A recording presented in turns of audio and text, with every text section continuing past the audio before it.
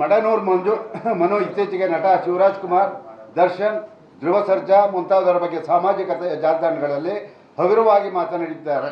ಈ ಕುರಿತು ಮಾಹಿತಿ ನೀಡಿದ ಮಧ್ಯಾಹ್ನ 3 ಗಂಟೆಗೆ ಪತ್ರಿಕಾಗೋಷ್ಠಿ ಎಂಬ ಒಂದು ಆಹ್ವಾನ ಪ್ರಚಾರಕರ್ತರ ಮೂಲಕ ನನ್ನ ಫೋನಿಗೆ ಬಂದು ಬಿತ್ತು. ಅದಾದ ಸ್ವಲ್ಪ ಹೊತ್ತಿಗೆ ಪತ್ರಿಕಾಗೋಷ್ಠಿಯನ್ನು 12:30ಕ್ಕೆ ಹಿಂದೂಡಲಾಗಿದೆ. ಯಾಕೆಂದರೆ 3 ಗಂಟೆಗೆ ಕಮಲ ಹಾಸನ್ ಪತ್ರಿಕಾಗೋಷ್ಠಿ ಇದೆ ಅನ್ನುವ ಸುದ್ದಿಯೂ ಬಂತು. ಈ ಹಿನ್ನೆಲೆಯಲ್ಲಿ ಕೆಲವು ಮಾತು. ಒಂದು, ಮಡನೂರು ಮನು ಯಾರು? ಆತನಿಗೋಸ್ಕರ ಕೇಳಿಸ್ಕೊಳ್ಳಿ, ಆತನಿಗೋಸ್ಕರ ನೂರಾರು ಸಿನಿಮಾ ಪತ್ರಕರ್ತರು 4-5 ಗಂಟೆ ವ್ಯರ್ಥ ಮಾಡಬೇಕೆ? ಆತ ಸಾಮಾಜಿಕ ಜಾಲತಾಣದಲ್ಲಿ ಶಿವರಾಜ್ ಕುಮಾರ್ ಮತ್ತಿತರ ಬಗ್ಗೆ ಹಗುರವಾಗಿ ಮಾತನಾಡಿದ್ದಾರೆ. ಅದರ ವಿರುದ್ಧ ಕ್ರಮ ತೆಗೆದುಕೊಳ್ಳಲು ನೀವೇನು ಕಲಾವಿದರ ಸಂಘದವರೇ? ನಿಮ್ಮದು ನಿರ್ಮಾಪಕರ, ಹಂಚಿಕೆದಾರರ ಮತ್ತು ಪ್ರದರ್ಶಕರ ಒಕ್ಕೂಟವಲ್ಲವೇ? ಇದನ್ನೆಲ್ಲ ಕಲಾವಿದರ ಸಂಘ ನೋಡಿಕೊಳ್ಳುವುದಿಲ್ಲವೇ? 2, ಹಿರಿಯ ಕಲಾವಿದರು ನಿಮಗೇನಾದರೂ ದೂರು ಕೊಟ್ಟಿದ್ದಾರೆಯೇ? ಇಲ್ಲದೆ ಹೋದರೆ ಯಾವ ಆಧಾರದ ಮೇಲೆ ನೀವು ಮನು ಮಡನೂರು ವಿರುದ್ಧ ಕ್ರಮ ಕೈಗೊಳ್ಳುತ್ತೀರಾ? 3, ಆ ಮಾತುಗಳನ್ನು ಆಡಿದ್ದು ಮನು ಅನ್ನುವುದು ನಿಮಗೆ ಖಾತ್ರಿ ಇದೆಯೇ? ಅವನ ಧ್ವನಿಯನ್ನು ಫಾರೆನ್ಸಿಕ್ ವಿಭಾಗಕ್ಕೆ ಕಳಿಸಿದ್ದೀರಾ? ವರದಿ ಬಂದಿದೆಯಾ? ಈಗ AI ಮೂಲಕ ಯಾರ ಧ್ವನಿಯನ್ನು ಬೇಕಿದ್ದರೂ ಮರುಸೃಷ್ಟಿ ಮಾಡಬಹುದು ಎಂಬುದು ನಿಮಗೆ ಗೊತ್ತಿಲ್ಲವೇ? 4, ಮಡನೂರು ಮನು ಆಡಿರುವ ಮಾತುಗಳೇ ಅವು ಅಂತ ಗೊತ್ತಾದರೆ ನೀವೇನೋ ಮಾಡಲಿದ್ದೀರಿ? ಮನುವನ್ನು ಚಿತ್ರರಂಗದಿಂದ ಬ್ಯಾನ್ ಮಾಡುತ್ತೀರಾ? ಆ ಹಕ್ಕು ನಿಮಗೆ ಕೊಟ್ಟವರು ಯಾರು? ದುಡಿಯುವ ಹಕ್ಕು ಕಸಿದುಕೊಳ್ಳುವುದು ಬಹುದೊಡ್ಡ ಅಪರಾಧ ಅನ್ನುವುದು ನಿಮಗೆ ಗೊತ್ತೇ? ಹೀಗೆ ಮಾಡುವ ಮೂಲಕ ನೀವು ಮಹಾನ್ ನಟರಿಗೆ ಅವಮಾನ ಮಾಡುತ್ತೀರಿ ವಿನಃ ಅವರ ಗೌರವ ಹೆಚ್ಚಿಸುವುದಿಲ್ಲ. 5, ಹಿರಿಯರು ಸಜ್ಜನರು ಆದ ಶಿವರಾಜ್ ಕುಮಾರ್ ಬಗ್ಗೆ ಯಾರೋ ನಿನ್ನೆ ಮೊನ್ನೆ ಬಂದ ಹುಡುಗನೊಬ್ಬ ಕುಡಿದು ಇದು ಪತ್ರಕರ್ತ ಮಾತಾಡ್ತಿರೋದು, ನಾನಲ್ಲ. ಕುಡಿದು ಏನೋ ಮಾತಾಡಿರ್ಬೋದು, ನನಗಂತೂ ಅದು ಗೊತ್ತಿರಲಿಲ್ಲ. ಯಾವ ಪತ್ರಿಕೆಗಳಲ್ಲೂ ಅನ್ನುವ ವರದಿಯಾಗಿಲ್ಲ. ಟೆಲಿವಿಷನ್ ಕೂಡ ಅದನ್ನು ಇಗ್ನೋರ್ ಮಾಡಿದೆ.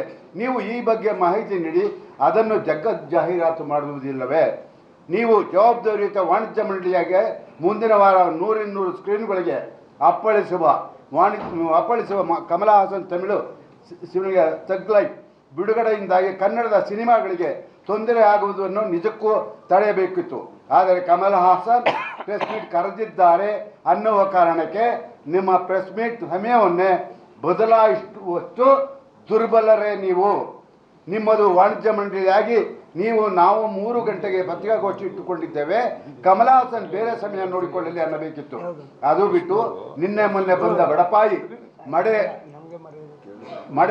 ಮಡನೂರು ಮನುವನ್ನು ಅದುಮಿಡಲು ಹೊರಟಿದ್ದೀರಾ. ಕಳೆದ ವಾರ ಬಾನು ಮುಸ್ತಾಕ್ ಅವರಿಗೆ ಅಂತಾರಾಷ್ಟ್ರೀಯ ಬೂಕರ್ ಬಂತು. ಬಾನು ಮುಸ್ತಾಕ್ ಅವರ ಕಥೆಯನ್ನು ಆಧರಿಸಿ ಗಿರೀಶ್ ಕಾರಸೂರಲ್ಲಿ ಸಿನಿಮಾ ಮಾಡಿದ್ದರು. ಅದಕ್ಕೆ 3 ಅಂತಾರಾಷ್ಟ್ರೀಯ ಪ್ರಶಸ್ತಿ ಬಂದಿತ್ತು. ತಾರಾ ಅವರಿಗೆ ಅತ್ಯುತ್ತಮ ನಟಿ ಎಂಬ ರಾಷ್ಟ್ರ ಪ್ರಶಸ್ತಿ ತಂದುಕೊಟ್ಟ ಸಿನಿಮಾ ಅದು. ವಾಣಿಜ್ಯ ಮಂಡಳಿ ಬಾನು ಮುಸ್ತಾಕ್ ಅವರಿಗೆ ಅಭಿನಂದನೆ ಸಲ್ಲಿಸಬೇಕಿತ್ತು. ನಿಮಗೆ ಅದು ನೆನಪಾಗಲಿಲ್ವೇ? ಕೊನೆಯದಾಗಿ, ವಾರವೂ ಸಿನಿಮಾಗಳು ಬರುತ್ತವೆ ಹೋಗುತ್ತವೆ. ಈ ವರ್ಷ ಬಂದ 100 ಸಿನಿಮಾಗಳ ಪೈಕಿ 1 ಕೂಡ ದುಡ್ಡು ಮಾಡಿಲ್ಲ. ನಿರ್ಮಾಪಕ ಕಂಗಲಾಗಿದ್ದಾನೆ. ನಿರ್ದೇಶಕರು ಏನು ಮಾಡುವುದು ತೋಚದೆ ಕೂತಿದ್ದಾರೆ. ಕಲಾವಿದರಿಗೆ ಕೆಲಸ ಇಲ್ಲ.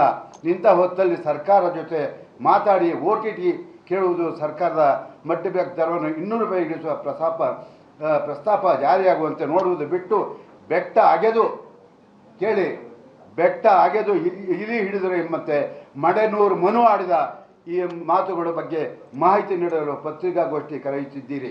ಇದು ವಾಣಿಜ್ಯ ಮಂಡಳಿ ಮಾಡಬೇಕಾದ ಕೆಲಸವೇ? ಯೋಚಿಸಿ. 30 ವರ್ಷಗಳಿಂದ ಚಿತ್ರರಂಗದ ಜೊತೆಗಿದ್ದು ವಾಣಿಜ್ಯ ಮಂಡಳಿಯ ಗಣ್ಯರನ್ನು ಅವರ ಸಾಧನೆಗಳನ್ನು ನೋಡಿದವನಾಗಿ ನೋವಿನಿಂದ ಹೇಳುತ್ತಿದ್ದೇನೆ. ಮಡನೂರು ಮನು ಆಡಿರುವ ಮಾತುಗಳು ತಲುಪದಷ್ಟು ಎತ್ತರದಲ್ಲಿ ಶಿವರಾಜ್ ಕುಮಾರ್, ದರ್ಶನ್, ಧ್ರುವ ಸರ್ಜಾ ಇವರೆಲ್ಲ ಇದ್ದಾರೆ. ದಿನವೂ ಸಾಮಾಜಿಕ ಮಾಧ್ಯಮಗಳಲ್ಲಿ ಯಾರೋ ಯಾರಿಗೋ ಇದ್ದಕ್ಕಿದ್ದಂತೆ ಕೆಟ್ಟದಾಗಿ ಬೈಯುತ್ತಿರುತ್ತಾರೆ. ಅದಕ್ಕೆಲ್ಲ ವಾಣಿಜ್ಯ ಮಂಡಳಿ ಅಂತ ಘನತೆಯುಳ್ಳ ಸಂಸ್ಥೆಗಳು ಪತ್ರಿಕಾಗೋಷ್ಠಿ ಕರೆಯಬಾರದು. ದೊಡ್ಡ ಸಂಸ್ಥೆಗಳ ದೃಷ್ಟಿ ಮತ್ತು ಧ್ಯೇಯ ಕೂಡ ದೊಡ್ಡದ್ದೇ ಆಗಿರಬೇಕು ಅಲ್ಲವೇ? ಈಗ ಇದು 35 ವರ್ಷದಿಂದ ನಾವು ನೋಡ್ಕೊಂಡು ಬಂದಂಥ ಪತ್ರಕರ್ತರು ಜೋಗಿಗಳು. ಅವರು ಫೇಸ್ಬುಕ್ ಅಲ್ಲಿ ಬರ್ತಿದ್ರು, ನೀವು ಫೇಸ್ಬುಕ್ ಅಲ್ಲಿ ಆನ್ಸರ್ ಕೊಟ್ಟಿದ್ರು ಆಗಿರ್ತಿತ್ತು. ಸರ್ ಯಾಕೆ ಅಲ್ಲಲ್ಲ ಸರ್, ನಾನು ನಿಮ್ಮ ಸಲಹೆ ಇಷ್ಟು ಎಲ್ಲ ಕೆಲವು ಇದ್ದಾವೆ, ಇಷ್ಟು ಗೊಂದಲ ಅವ್ರು ಹೇಳ್ತಾ ಇದ್ದಾರೆ, ಅವರ ಪತ್ರಿಕೋದ್ಯಮಿಗಳು ತಾನೆ ಅವರೇ ಹೇಳ್ತಾ ಇದ್ದಾರೆ, ಇದನ್ನೆಲ್ಲ ಬೆಟ್ಟ ಆಗೋದು ಇಲ್ಲಿ ಹಿಡ್ದಂಗೆ ಇದೆಲ್ಲ ಹಿಡಿದಾಗ ನಾವೇನು ಗೊಂದಲಕ್ಕೆ ಸಿಕ್ಕಾಕತ್ತೆ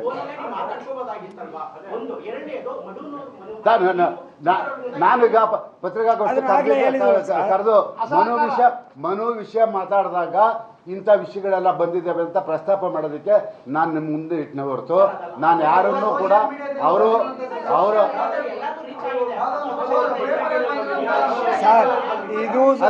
ಇದಕ್ಕೇನು ಬೆಲೆನೇ ಇಲ್ವಾ? ಇದಕ್ಕೇನು ಇದನ್ನ ಇಗ್ನೋರ್ ಮಾಡೋದಾ? ನೀವೇ ಹೇಳಿ ಸರ್, ಇದನ್ನ ಇಗ್ನೋರ್ ಮಾಡ್ಬೋದಾ?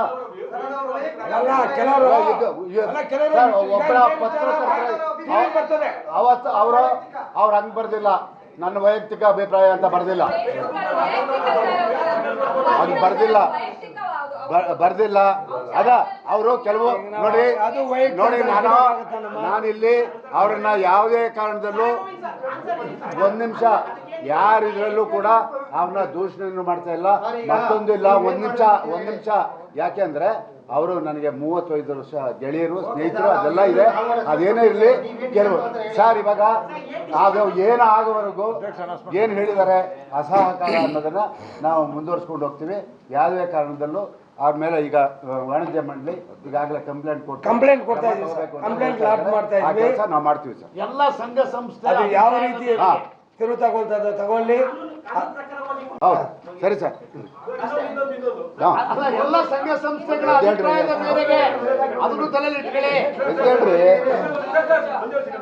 ಸ್ವಾದಿಷ್ಟತೆಯ ಸ್ವಾದ, ತಾಜಾತನದ ಆಹ್ಲಾದ, ಉತ್ತಮ ಆರೋಗ್ಯ ಮತ್ತು ಹೆಚ್ಚಿನ ರೋಗ ನಿರೋಧಕ ಶಕ್ತಿಯ ವೃದ್ಧಿಗೆ ಈಗ ನಿಮಗೆ ಸಿಗುತ್ತಿದೆ ಉತ್ತಮ ಗುಣಮಟ್ಟದ ಪೌಷ್ಟಿಕಾಂಶ Shri Vaidik millet health mix. ಇದು ಸಿರಿಧಾನ್ಯಗಳ ಸಂಪತ್ತು.